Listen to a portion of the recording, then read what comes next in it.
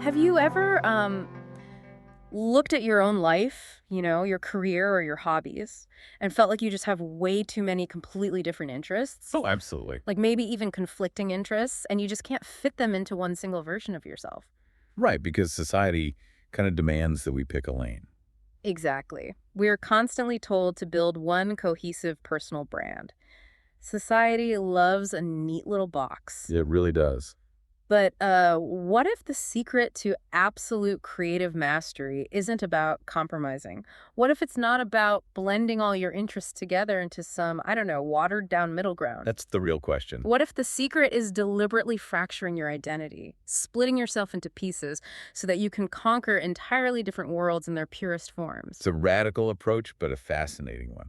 Welcome to today's deep dive. We are thrilled to have you here with us. Today, we're immersing ourselves in a remarkably comprehensive retrospective. Yeah, this was published by Monumental Movement Records, or MMR. Right. Back in October 2025. And it meticulously details the sprawling, multi-decade career of UK techno pioneer Luke Slater. It's quite the read. It really is. And our mission for this deep dive is to map out this massive musical universe he's created. We're going to trace his steps from the sweaty, formative underground clubs of London. All the way to the absolute peak of Berlin's techno scene. Exactly, the undisputed peak. And we're going to figure out exactly what his use of multiple, radically different aliases can teach us about creativity, survival, and total artistic reinvention. It's a journey that really challenges how we think about the life cycle of an artist. Hmm. When you absorb the breadth of this MMR retrospective, the overarching theme is that Luke Slater isn't just a producer or a DJ. He operates more like a shapeshifter. A shapeshifter, I like that. Yeah, I mean, Yeah. this is someone who has spent decades not just participating in the electronic music ecosystem, but actively defining, tearing down, and redefining its boundaries. He doesn't just tweak his synth patches when he wants to change his style. He constructs an entirely new creative persona to inhabit the specific sonic world he wants to explore. Okay, let's unpack this from the very beginning. Every monolithic figure has an origin story right now. Naturally. And Slater's is surprisingly analog for a techno pioneer. He was born in Reading, Berkshire, in the UK. But the crucial detail here, Yeah, this is key. the thing that I think unlocks his entire approach to machine music, is that his journey didn't start with a drum machine. No, it didn't. It started at age 12, sitting behind a physical drum kit, heavily influenced by his father. If we connect this to the bigger picture, that early tactile experience as a drummer is absolutely foundational to everything he programs later. Yes. Oh. Well, think about what drumming actually is. You are internalizing tempo. You are understanding the subtle human push and pull of a groove with all four of your I don't know, limbs. his whole body. Exactly. You develop an innate bodily understanding of rhythm that isn't just theoretical, it's deeply physical. That makes a lot of sense. So when he eventually transitions to programming rigid electronic sequences on a grid, that human percussive intuition is driving the machines. He knows how to make a programmed kick drum feel like it's breathing. Wow. And you can almost hear that physical exertion in his early rise. Oh, definitely. He takes that rhythmic foundation into the late 1980s, grinding it out as a DJ in London's underground clubs. He's building his reputation in the trenches, basically. I mean, the hours. Which eventually leads to his debut release in 1990, a track called Momentary Vision. That seems to be the spark that just ignites the whole powder keg. It absolutely was. The trajectory laid out in the retrospective is staggering in its momentum. Yeah. Throughout the 1990s, he is aligning himself with iconic, heavily curated labels like Warp and Novamute. Huge names. But he doesn't stay static.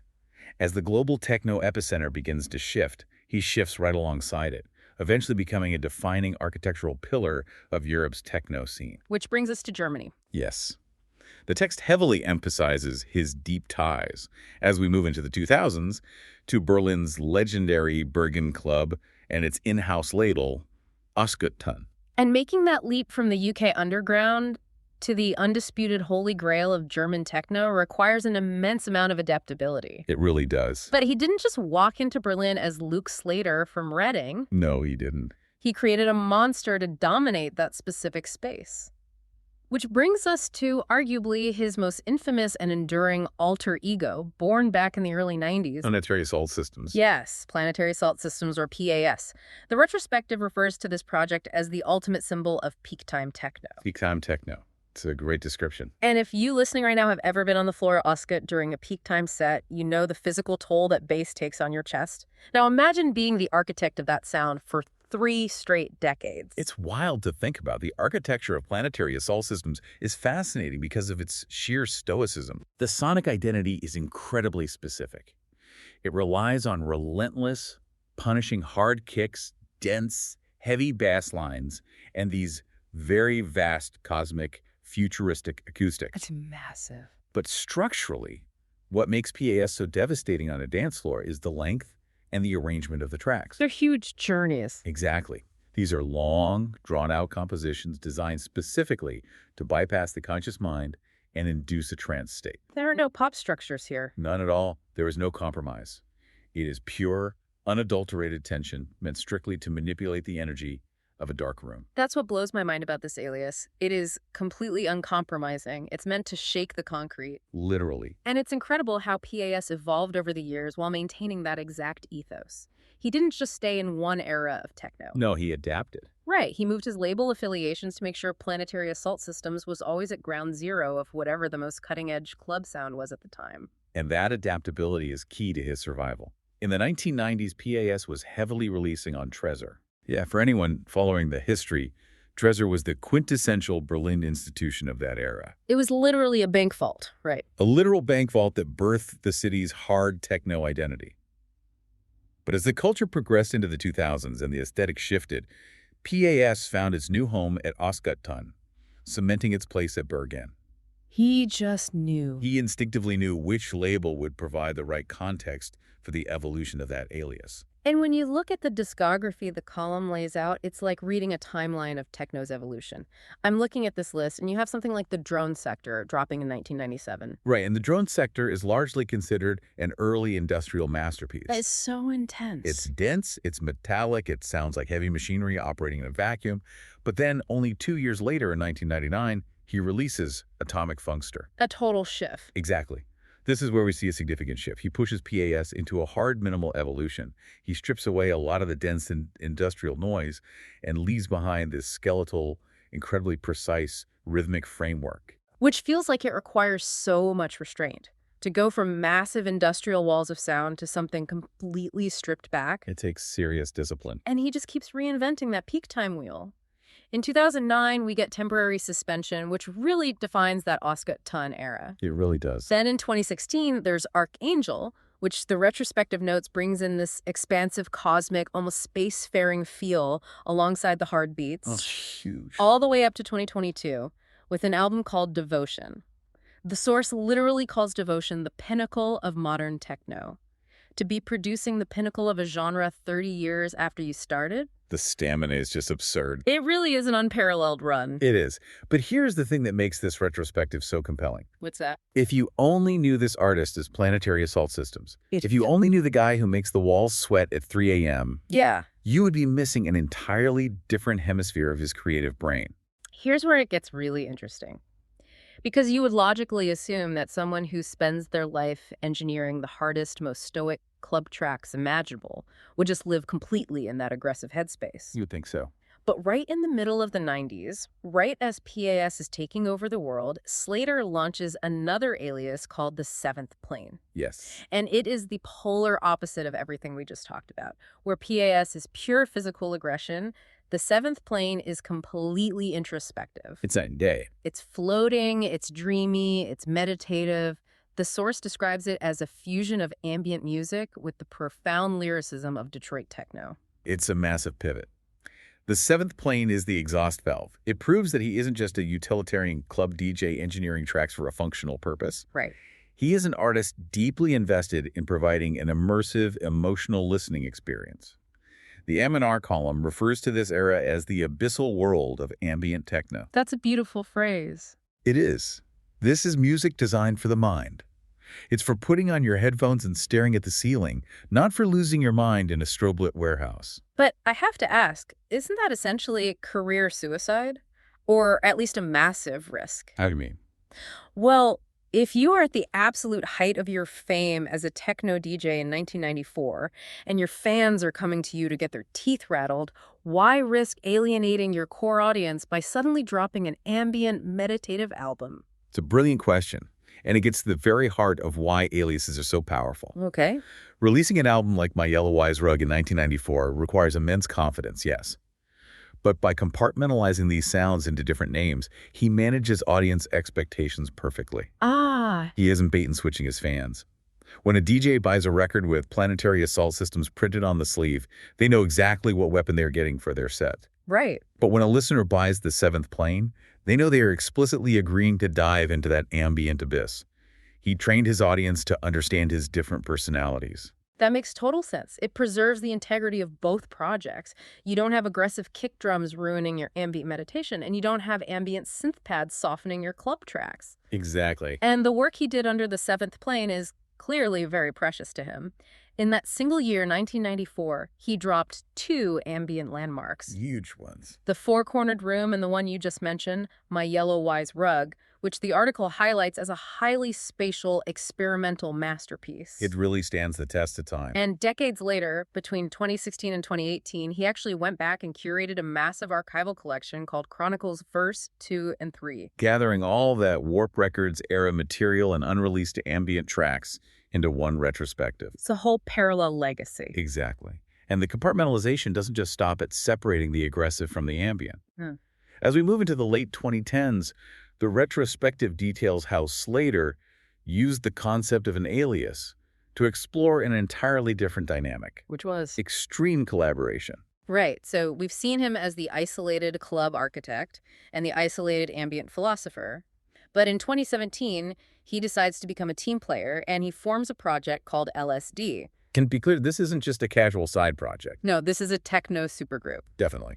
It's Luke Slater teaming up with Steve Bicknell and Dave Sumner, who is famously known in the scene as Function. Whenever you put three absolute veterans into one studio, all of whom have been pushing the boundaries of the genre since the 90s, the resulting alchemy is bound to be potent. Oh, for sure. The sound of LSD, as analyzed in the column, takes that hard hypnotic edge they are all known for, but stretches it out into these incredibly long, minimal progressions. And crucially, they layer it with very distinct acid textures. And for anyone listening who might not be deep into the production side, when we say acid textures, we are talking about that very specific, squelchy, liquid synthesizer sound. Usually from a Roland TB-303. Yes, the 303. It literally feels like it's dripping out of the speakers. It's a very trippy, mind-bending sound. Perfectly described. And LSD utilized that sound to create a masterclass in hard, minimal techno. And the live shows. Yes. What's notable is how this project translated to a live setting. You have these three masters synthesizing their individual histories, creating legendary live performances at massive international festivals, and, of course, back at Berheim. It's like the Avengers of techno. LSD became an entity that brought out the collaborative energy in Slater, proving he can share the driver's seat and still create something monumental. Their discography is wonderfully sharp and intentional, too. They dropped their debut, Process, in 2017, then the sharper, more cutting second Process in 2019. And then third Process in 2020. Right, the incredibly cosmic third Process. It's a tight, highly effective trilogy. But this brings up a really interesting contradiction. How so? Well, we've explored the peak time monster of PAS, the ambient dreamscape of the seventh plane, and the collaborative supergroup of LSD. But what happens when he strips away all the masks? What does it sound like when he just releases music under his own given name, Luke Slater? What's fascinating here is how the Luke Slater solo name functions within this massive ecosystem of aliases. You would think his actual name would be the purest distillation of his sound. That would be the logical assumption. But instead, it acts as this incredibly flexible structural anchor. Without his solo work tying everything together, the extreme offshoots of PAS and the seventh plane might seem like they were produced by completely disconnected people. That's a really good point. Under his own name, he gives himself the ultimate permission to blur the lines. Blur the lines is an understatement. The column points out that his solo work actually bridges the gap between hard techno and surprisingly pop sensibilities. There's quite a shift. He actively incorporates electro and breakbeats. In 1997, he releases an album under his own name called Freak Funk, which is this brilliant groove-heavy fusion of funk and techno. A classic. Then in 1999, he puts out Wireless, which is a highly vocal-driven record. And by 2002, he releases an album called All Right on Top, which leans heavily into pop and electro. It's true pop structure. Imagine the whiplash for a fan who went from getting pulverized by PAS at a warehouse party to putting on a Luke Slater solo album in their car and hearing a catchy, upbeat pop hook. It really is a startling contrast, but it brilliantly showcases his underlying musicality. The solo moniker is where he breaks his own rules. Anything goes. Exactly. If he wants to use a traditional verse-chorus structure, he uses it. If he wants a vocal hook, he writes one. The retrospective rightly points out that managing to balance harsh industrial club aesthetics with genuine pop accessibility is an exceedingly rare talent in the electronic music world. Most producers who try it end up alienating both the underground and the mainstream. But Slater managed to walk that tightrope. Which brings us all the way to the present landscape. It's early 2026 now, and you'd think after 3.5 decades he might finally take a breath. You would think. But the MMR column, published just a few months ago in late 2025, noted that he had just released a massive project called Planetary Assault Systems Reassembled. He's actively looking back at his most famous alias, tearing it apart and rebuilding it. Yes, but he isn't just resting on his laurels and remixing old tracks. The source reveals a truly surprising recent development that shows his ambition hasn't slowed down at all. Oh. Slater is currently working on fusing techno with classical music. Classical music. The 12-year-old drummer boy who went on to conquer the hardest, grittiest concrete clubs in Berlin is now exploring classical fusions. It's incredible. That is a wild pivot. How does that even translate? Well, if we connect this to the broader landscape of electronic music, which the source hints at by referencing related columns on the underlying aesthetics of German techno, the deep lyricism of Detroit, and the boundary-pushing nature of his peers like Aphex Twin or Blauan, this pivot actually makes perfect logical sense. You think so? I do. Slater is doing what he's always done. He's refusing to be stagnant. Translating the tension of a synthesizer into the acoustic resonance of string instruments is just another structural puzzle for him. That's a great way to put it. He treats techno not as a static genre with a rigid set of rules, but as an open-ended artistic methodology. Whether he's looking toward the avant-garde experiments of Aphex Twin or the industrial rhythms of Berlin, he is constantly asking, what else can this machine do? It's just a phenomenal career to look at from a bird's eye view. To see the through line from a kid learning swing on a drum kit to an ambient philosopher to a peak-time club conqueror to a pop electro experimenter to a classical fusionist. It's a massive legacy. So what does this all mean for you, the person listening right now? I think the ultimate takeaway from Luke Slater's massive multi-alias universe is the sheer, undeniable power of compartmentalization. Precisely. It's a strategy for creative survival. Exactly. Slater didn't water down his art to try and force everything into one neat, easily marketable package. Would have never worked. No. If he had tried to put heavy vocal pop hooks, floating ambient meditations, and aggressive 130 BPM club kick drums all in the exact same album under one name, it would have been a chaotic, unlistenable mess. Total mess. Instead, he fractured his identity. He created different aliases to let each specific passion thrive in its purest, most undiluted form. He built different homes for different parts of his creative soul. This raises an important question, something for you to mull over long after this deep dive ends. Let's hear it. We all have conflicting interests and hidden talents. If you were to divide your own life, your own career, or your own hobbies into distinct aliases like Luke Slater did, what would they be? Oh, I love that. Would creating a new, separate alias for yourself, a completely different identity with its own rules, its own aesthetics, and its own goals, give you the freedom to finally explore a talent or a passion that you've been keeping hidden away? It's a profound thought. Sometimes the only way to truly be your full, authentic self is to give yourself the permission to be many different people. Thank you so much for joining us on this deep dive into the expansive, shape-shifting world of Luke Slater. Keep exploring the music, stay insanely curious, and we'll catch you on the next one.